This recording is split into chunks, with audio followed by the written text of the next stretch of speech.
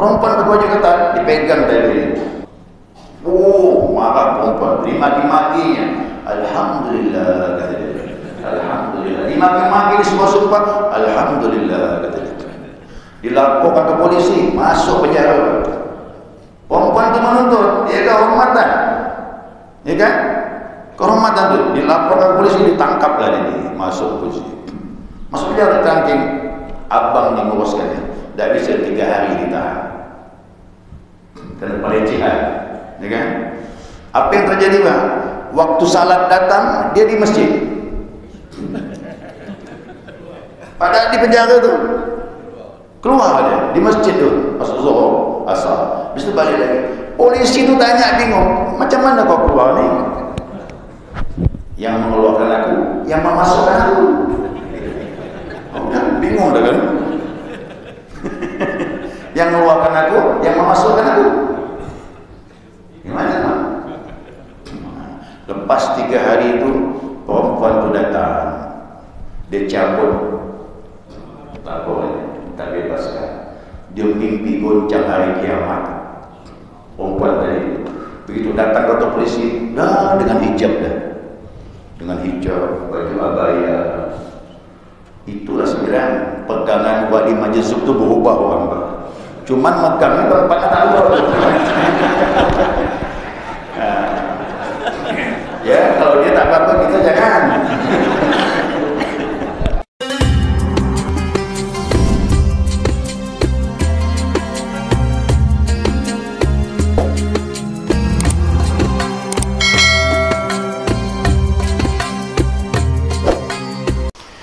Qala musannif rahimahullah ta'ala wa nafa'ana bi'ulumihi fid daraini amin.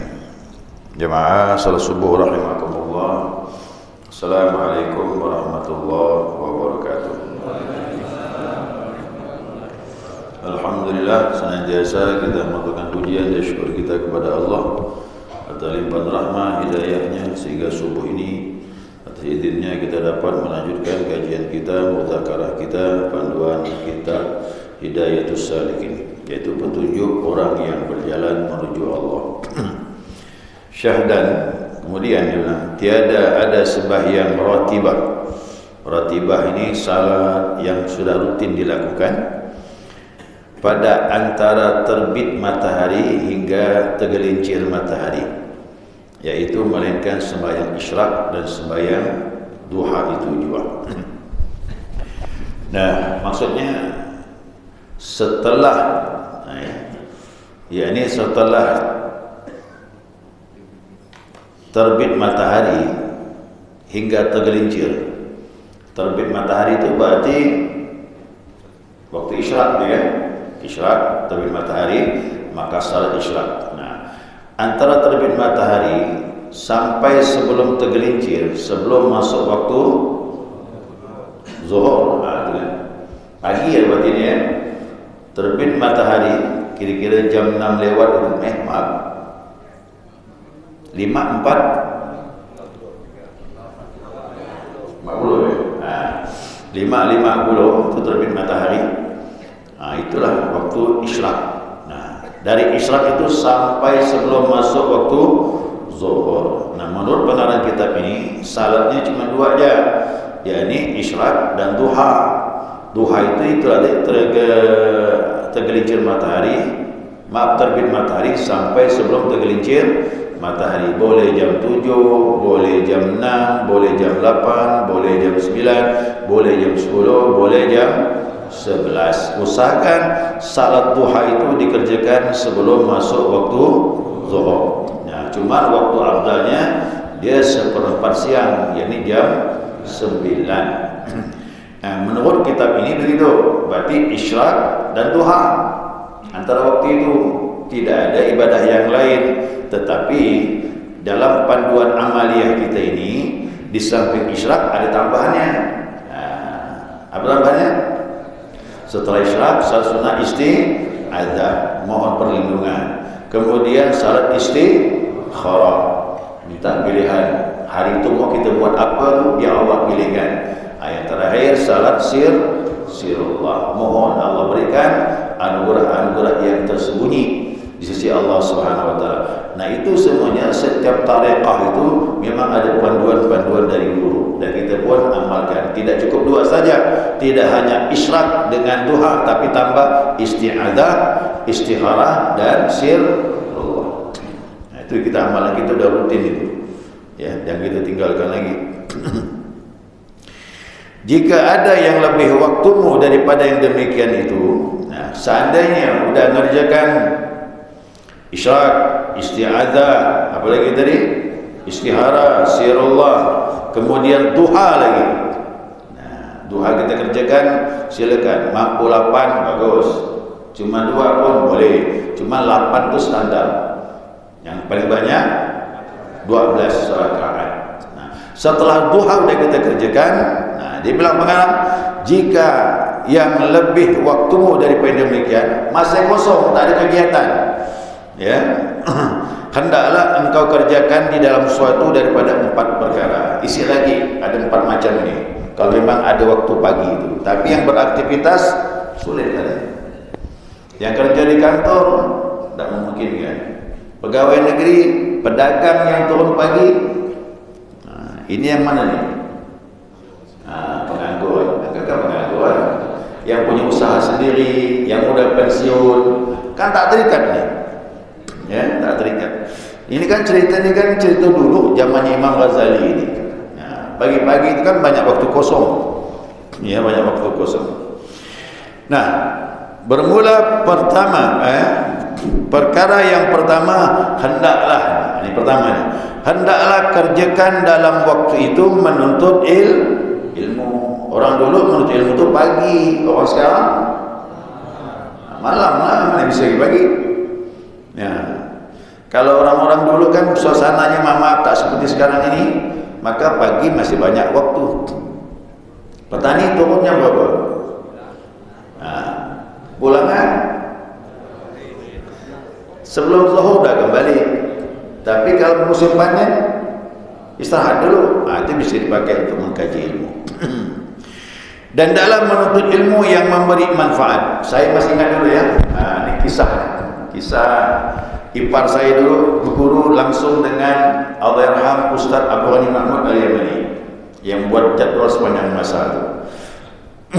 Nah, guru saya dulu ya Ustaz Abdul Rahman Hussein Baloga kembali dari pondok belajar lagi. Tidak kayak anak-anak sekarang ni mondok begitu balik langsung ajar. Ya kan? Linda kembali dari pondok umurnya 18 tahun. Sudah selesai itu 18 tahun. Nah, diisi pagi belajar. Siapa gurunya? Hari Senin ya, dia belajar dengan Ustaz Salman Tayyib. Ya, hari Selasa dengan Habib Salih di Jalan Penjara itu. Kemudian hari Rabunya dengan Ustaz Abdul Ghani Mahmud Al-Yamani. Nah, kemudian Kamis amaliyah. Kadang isi pengajian, bab-bab lagi itu. Waktu itu memang pengajiannya dengan guru-guru itu pagi. Karena guru-guru itu waktu luangnya pagi. Karena guru kan tak berdagang. Kalau berdagang sesekali je. Nah, dia banyak di rumah. Apalagi seperti Ustaz Abdul Ghani kan tak terikat dengan pekerjaan pemerintah. Nah, dia itu fokus kepada ilmu agama. Jadi belajarnya banyak pagi. Nah, dia tanya sama Ustaz Abdul Ghani itu, guru dulu belajar kapan? Dari pagi sampai sore. Jadi turun pagi bawa roti bungkus air putih bawa. Kadang air putih minta rumah guru gitu. Bawa roti. Pergi pagi, pulang sore. Suara petang.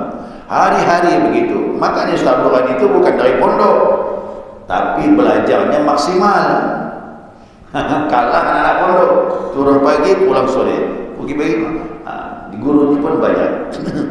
Nah, jadi ini zaman dulu, ini kita kan kitab klasik nih dulu nih. Jadi belajarnya memang banyak pagi. Kalau sekarang nggak bisa lagi, apalagi di Pontianak di kota. Belajarnya maghrib, alhamdulillah ditambah lagi subuh. Pontianak ini subuh nih. Sampai dikagumi orang Malaysia. Pontianak subuh macam Jumat gitu. Ya. Memang ciri khas Pontianak ini pengajian subuh dan tak pernah ditemui tempat yang lain. Kok saya rasanya lah pengajian subuh ni saya mulai itu Baitur Rahim. Ini misul juga. Kemudian ada siapa yang tentang isteri masa keluarga yang pindah ke Bandung, Pak Yogi itu Brigjen itu bintang 1 dan TNI dia di Pontianak dipindahkan ke Bandung. Nah, di Bandung dia 2 tahun pensiun sudah.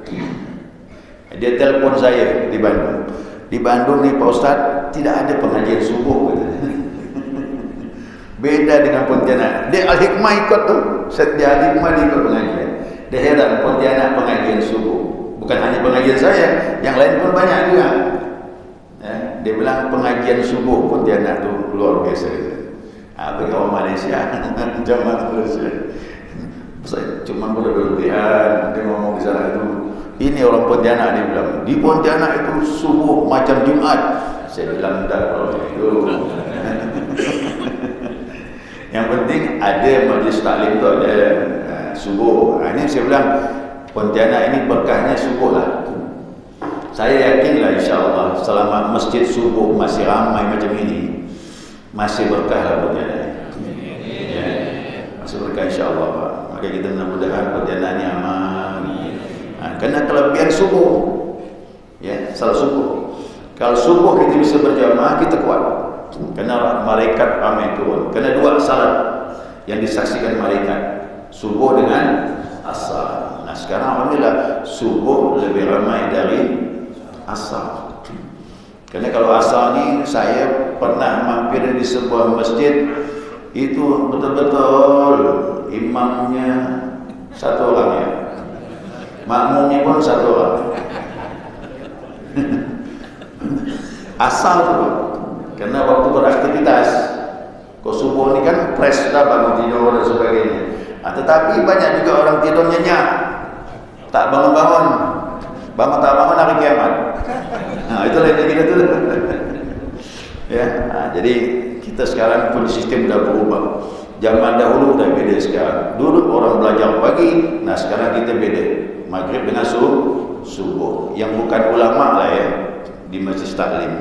Kalau ulama lain pagi, siang, malam dia belajar. Nah, kemudian menuntut ilmu yang memberi manfaat pada agama. Jadi ilmu itu kita minta ilmu yang bermanfaat. Ilmu agama juga begitu. Kadang tidak bermanfaat. Apa sebab? Salah niat. Maka betulkan niat. Ya, innamal a'malu, minta kepada Allah dibukakan ilmu kerana Allah, bukan kerana yang lainnya. Bukan kerana yang ngajar, bukan mau tengok cara ngajar, bukan lihat kitabnya apa, bukan lihat alumni dari mana. Jangan, kalau dari itu tak betul itu dah. Ya, kita belajar jangan lihat orangnya siapa, tapi apa yang disampaikan, bermanfaat atau tidak. Kalau bermanfaat, duduklah dia. Kuncinya apa? Nanti ada pembahasan. Apa ilmu yang bermanfaat itu? Nah, dan jangan engkau sibukkan akan ilmu yang lain daripada ilmu yang memberi manfaat. Ilmu yang tak beri manfaat jangan ikut. Ya. Kita menghabiskan waktu tak ada manfaat. Yang penting yang ada manfaat bagi kita. Makanya ada doa, Allahumma inni a'udzubika apa tu? Min ilmin la yanfa'. Kami minta kepada Kau ya Allah ilmu. Kami berlindung dari ilmu yang tidak bermanfaat. Wa qalbin la yakhsha, hati yang tak khusyuk. Apa lagi? Wa nafsin la tashba', nafsu yang tak pernah puas. Apa lagi? Wa du'ain la yusma', doa yang tak didengar. Nah, itu mantap tu. Kita berlindung kepada Allah. Dan itu doa dari Nabi Muhammad SAW. Ya, ini pada agama yaitu seperti ilmu yang lebih daripada yang difardukan atasmu. Mana ilmu yang difardukan? Fardu ain. Ini tak boleh tidak wajib belajar. Mana ilmu yang fardu kifayah? Fardu ain 3. Wajib belajar Islam, iman dan ihsan. Kitabnya apa? Islam kitabnya fikih, iman kitabnya tauhid, ihsan kitabnya tasawuf. Amalannya apa? Islam amalannya syariat. Iman amalannya tarikat. Ihsan amalannya ini 3 ni fardu ain. Maka wajib belajar fikih, tauhid, tasawuf. Mantapkan Islam, iman dan ihsan dengan amalan syariat, tarikat, hakikat. Ya, orang tanya mana fardu ain? Inilah dia. Tafsir fardu kifayah, ilmu hadis fardu kifayah, nahwu saraf fardu kifayah. Itu urusan ulama, para ustaz, bukan kita. Kalau kita belajar ni habis semua kita. Ya. Ya. Seperti yang dikerjakan kebanyakan manusia. Jadi ada orang yang belajar ilmu yang bukan fardu ain, silakan boleh, tapi yang fardu ain tidak boleh tidak. Yang tiada mengambil ilmu kepada guru yang baik lagi mursyid. Banyak orang ambil ilmu bukan dari guru yang benar dan bukan derajatnya sampai kepada mursyid. Kalau mursyid berarti amalannya tarikat. Siapa ingin sampai kepada hakikat, amalannya tarikat. Kenapa? Dari syariat akan mencapai hakiki hakikat, jalannya tarikat. Saya salat, Allahu Akbar. Ini syariat. Dari mulai takbir sampai salam, wuduknya dan sebagainya, syarat dan rukunnya, itu namanya syariat. Hakikatnya mana? Hakikatnya hatimu menghadap Allah. Bisa tak mencapai ini? Saya tanya jamaah, udah menghadap Allah belum dalam salat? Kadang menghadap, kadang lalai. Kalau begitu, ambil jalannya dari syariat menuju hakikat, ada jalannya namanya. Itulah bersihkan hati, la ilaha illallah, supaya hati fokus kepada Allah, isi dengan zikir. Inilah ada 3 macam. Syariat kepada hakikat, ada jalannya, tarikat. Kalau tidak sampai ke sana. Maka ini yang 3 ni, wajib belajar. Kalau orang bilang tasawuf tinggi, bohong. Itu melemahkan orang untuk kenal Tuhan. Tidak ada yang tinggi ilmu. Yang penting kita mau belajar tak? Belajar syariat, ilmu fikih wajib. Belajar tarikat, ilmu zikir wajib. Belajar hakikat, bersihkan hati, hukumnya wajib semua. Kalau tidak, rusak amal kita. Saya masih ingat betul Wak Jejen di Sukabumi itu wakil talqin, Masya Allah, piawai, megang jabatan ilmu dan dakwah seumur hidup. Tak diganti-ganti kerana ilmunya Masya Allah, cair sekali. Dia kiai. Dia bilang apa? Kalau kau tak belajar 3 ilmu ni, kau seperti duduk di atas kursi cuma 1 kaki. Kau belajar fikih saja, tak belajar yang lain, kau duduk di atas kursi, kakinya 1. Kau tak akan bisa duduk. Kau belajar ilmu fikih dan ilmu tauhid saja, 2 saja, kau duduk di atas kursi, kakinya 2. Jatuh juga. Tapi kau belajar 3 ilmu, Islam, iman, ihsan, fikih, tauhid, tasawuf, syariat, tarikat, hakikat, kau seperti duduk di atas kursi, kakinya 3. Dah bisa duduk kan? Apalagi kakinya 4. Jadi makrifat di sana. Ya, kalau kakinya 4, 5 mantap lagi. Itu lengkap betul tak? Syariat, tarikat, hakikat, makrifat. Itu bukan olah kalimat, amalan. Untuk sampai makrifat itu amalan, harus ada amalnya, bukan kaji-kaji kalimat saja. Itu banyak ngomong di warung kopi, tak betul. Jadi itu hakikat, tarikat, makrifat. Duduk di warung kopi, kopi pancung lagi. Marah warung kopi itu. Kalau duduk 2 jam, kopi pancung, mana nak penuntung? Ya. Nah, jadi ini tak bisa diolah kalimat, dia amalan. Syariat jalankan, zikir, tarikat, hakikat, rasa hati. Buka ilmu, makrifat. Allah memperkenalkan dirinya, baru dapat ilmu yang langsung dari Allah Subhanahu wa ta'ala. Nah, tidak mengambil guru yang baik lagi mursyid. Nah, untuk mencapai itu semuanya pun harus ada mursyid. Mursyid itu apa? Guru rohani, yang guru sudah kenal Allah, memberikan ijazah zikir, nanti pelan-pelan kita dibawa untuk dekat kepada Allah. Yang bilang tak wajib mursyid, siapa yang bilang? Allah sendiri yang bilang. Buka suratul kahfi. Suratul kahfi itu jelas, cuma saya lupa ayat 17 kalau salah. Ya, ayat 17 suratul kahfi. Apa kata Allah? May yahdillahu fahuwal muhtadi Wa man yudlil falan tajid lahu waliyan mursyida. Siapa orang diberi petunjuk, sungguh pasti dapat petunjuk. Dan siapa yang disesatkan, dia tidak ada seorang wali yang mursyid. Jadi siapa tak punya mursyid yang wali Allah, maka sulit untuk dekat hidayah kepada Allah Subhanahu wa taala. Maka dalam ilmu kita ini wajib ada mursyid. Ini buat tahu nih, setiap mursyid sudah pasti seorang wali Allah. Setiap wali belum tentu mursyid. Ada yang wali untuk diri dia sendiri ya, dia tak bisa bimbing orang banyak, itu namanya majdzub.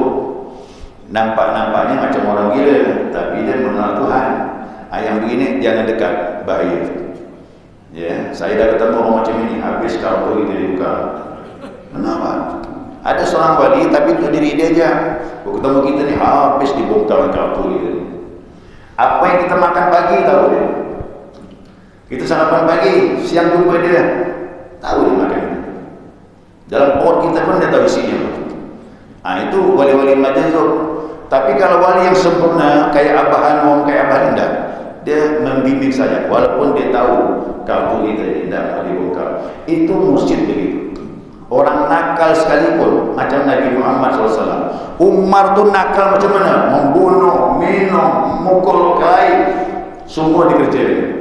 Tapi ikut Nabi, Nabi tak pernah menyalahkan kesalahan dia yang lalu. Yang lalu biarlah berlalu. Yang penting sekarang kau perbaiki. Itu mursyid. Mursyid itu membimbing kita biar kita lebih baik. Kesalahan kita tutup. Tapi kalau ketemu majdzub, wali yang tadi itu habis dibongkar kita. Ya. Saya waktu pergi sama suami bibi saya, Mama lah. Dia Syarif Al-Qadri, kahwin sama adik ibu saya. Pakai Vespa, saya duduk lah ni. Ketemu lah dia ni. Ya. Duduk di depan rumahnya Amir Muhsin dengan Barat tu, dia suka tulis, pakai baju jas. Dia ada kertas tulis-tulis, semua tulisnya kalimah-kalimah tulis. Jadi saya berduduk belikan kuih. Paman saya tu belikan kuih lah, suami bibi tu. Mi, ini namanya Yusuf. Yusuf majdzub, akad tiga ada tu. Ini kuih ni. Terima kasih lah Mud, Mahmud, suami muda saya. Terima kasih lah Mud, gitu. Ya, doakan saya macam mana kau nak doakan kau? Dalam kotak motor kau tu, dia bilang, itu buku-buku Jahannam tu kata dia. Buku-buku Jahannam kata dia. Buka rupanya Koping Ho dalam tu. Ingat tak Koping Ho? Cerita silap Cina tu. Baru jilid-jilid tu Koping Ho tu. Itu rupanya suami mahmuda saya tu suka jagung baca buku itu. Buku Jahannam kata dia. Habis dibongkar kita. Makanya kalau ketemu macam ini boleh salam ya. Assalamualaikum, jalan. Gitu ya Pak. Itu wali itu, tapi itu langsung habis kartu kita dibuka. Makanya setiap mursyid sudah pasti wali, tapi setiap wali belum tentu dia mursyid. Ada yang untuk dia sendiri ya, tidak bisa membimbing orang. Tapi kalau yang berburu tarikat ini, Masya Allah, dia sudah melalui itu semuanya. Dia sudah sempurna. Nah, dia sudah stabil antara dengan Allah dengan manusia, stabil, bisa bimbing dia. Dia sudah sampai maqam baqaq billah. Bukan panah. Kalau panah baik. Orang panah pula yang banyak buka kartu orang. Di NTB Bang, di NTB ini yang ceritanya kawan Jikir. Yang saya bilang Jikir itu Masya Allah, dia dari NTB. Nah dari NTB, dia bilang di NTB itu ada dua bersaudara, kata dia, dari Yaman dua-duanya. Dari Yaman. Nah, si adik ini itu tadi majdzub dia, wali tapi sibuk dengan diri dia. Orang takut sama dia. Ya. Nah, ada perempuan pakai baju ketat. Maaf, dipegang dada Pak. Perempuan pakai baju ketat, dipegang dada. Maaf, susunya pegang. Marah perempuan, dimaki-makinya. Alhamdulillah, kata dia. Alhamdulillah. Dimaki-maki di semua sumpah. Alhamdulillah, kata dia. Dilaporkan ke polisi, masuk penjara.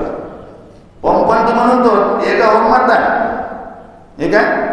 Kehormatan tu, dilaporkan polisi, ditangkap lah dia, masuk polisi. Masuk dia tertangking, abang ni nguruskannya. Tak bisa 3 hari ditahan. Kena pelecehan, ya kan? Apa yang terjadi bang? Waktu salat datang, dia di masjid. Padahal di penjara tu. Keluar dia di masjid tu, masuk Zuhur, Asar. Habis tu balik lagi. Polisi tu tanya, bingung, macam mana kau keluar ni? Yang mengeluarkan aku, yang memasukkan aku. Oh, kan? Bingung dah kan? Yang mengeluarkan aku, yang memasukkan aku. Gimana bang? Lepas 3 hari itu, perempuan tu datang. Dia cabut, tak boleh, tak bebaskan. Dia mimpi goncang hari kiamat. Perempuan tadi, begitu datang kantor polisi, dah dengan hijab dah. Dengan hijab, baju abaya. Itulah sebenarnya pegangan wali majlis itu berubah orang. Cuman megangnya tempatnya tak tahu.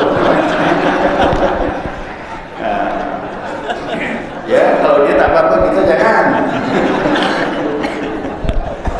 Itu kadang-kadang aneh. Orang majlis itu aneh-aneh. Bingung gitu. Kadang-kadang tak masuk akal perbuatan dia. Tapi hikmahnya luar biasa. Berubah, perempuan tu pakai hijab langsung mimpi hari kiamat kata dia. Itu saya katakan, jadi kalau ada majlis sufi jangan dekat-dekat lah, boleh salam ya, salam jalan. Itulah dia.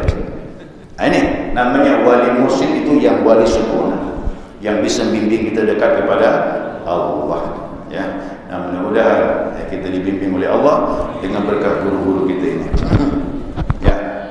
Belum selesai ya? Waktu dah habis. Ya. Nantilah sambung gitu ya. Atau sambung sekarang? Hah? Boleh ke? Sambung sekali lagi ya. Nah, kata Imam Hujjatul Islam Imam Ghazali rahimahullah ta'ala, bermula ilmu yang memberi manfaat pada agama itu, yaitu barang yang menambah takutmu akan Allah Ta'ala dan menambah pula pada penglihatan mata hatimu. Inilah dia. Kalau orang belajar ilmu bermanfaat apa? Kalau kita duduk mengkaji, semakin kenal Tuhan, semakin takut, boleh duduk. Semakin mantap bersih hatimu, boleh duduk. Jadi tolong Bapak Ibu, siapa duduk dalam majlis taklim, kalau berada di situ bertambah ilmumu, bertambah rasa muncul takut kepada Allah, bertambah mantap iman dan hatimu, bolehlah bertahan di majlis itu, jangan beranjak. Itulah namanya ilmu yang bermanfaat. Tapi kalau kita duduk di majlis itu, begitu selesai jadi sombong, meremehkan orang lain, lebih baik jangan duduk lagi. Itu ilmu tak betul. Dari yang ngajar itu tak betul. Kenapa? Ngajar bukan yang sombong. Akhir semua orang salah, dia benar. Jadi ada ilmu ini sekarang ni banyak, di sekeliling kita pun ada. Ya. Nah, dengan gaib dirimu, ya, dan menambah pengetahuanmu dengan ibadah, semakin meningkat ibadah, faham cara ibadah, dan semakin meningkat ibadah kita kepada Allah Subhanahu wa taala. Dan mengurangkan ia akan gemarmu kepada dunia. Otomatis siapa bertambah takut kepada Allah, maka cinta kepada dunia semakin berkurang. Nak buang ini tak mudah ni. Saya katakan ilmu amal ilmu. Makanya harus ada amalan. Kalau tak ada zikir ni, kita maaf, kita akan cinta dengan dunia ini. Tapi kalau ada zikir, merimbang dia. Dunia akan letakkan di tangan, bukan letaknya di hati. Inilah konsep zikir yang dibimbing oleh guru-guru kita itu, insya-Allah. Mana lagi itu? Dan menambah menambah gemarmu kepada akhirat. Kau dah berkurang cinta dunia, berarti kuat ke akhirat. Bapak Ibu, kalau kita sudah ada ilmu yang takut kepada Allah, amal zikir lagi insya-Allah. Duduk di masjid, pikiran kita sudah akhirat. Tapi apalah artinya masuk dalam masjid, pikirannya bukan akhirat, tapi ke dunia. Itu balik kan? Kita di pasar pikir akhirat, tapi ada orang di masjid pikirannya dunia. Di mana letaknya? Sini dalam. Takutnya tak ada, Itu yang berbahaya. Dan membukakan ia akan mata hatimu pada penglihatan akan segala yang menambah akan segala ilmu, hingga engkau terpelihara akan dia dan melihatkan ia akan dia atas tipu daya syaitan. Semakin nampak, yang benar nampak, yang salah nampak. Syaitan menggoda pun tahu, tak tahu dia. Hawa nafsu menggoda pun tahu. Yang mana dari Allah, mana dari malaikat, mana dari syaitan, mana hawa nafsu, akan terbuka nanti insya-Allah. Itu tak bisa dipungkiri. Di sini yang tahu. Makanya amalan harus ada ilmu. Ilmu diamalkan, insya-Allah ada buahnya. Ya, sekira itu, mudah-mudahan Allah memberkahi kita. Sekira cukup nilai. Masih ada waktu ni. Jam 6 ya? Oh ya.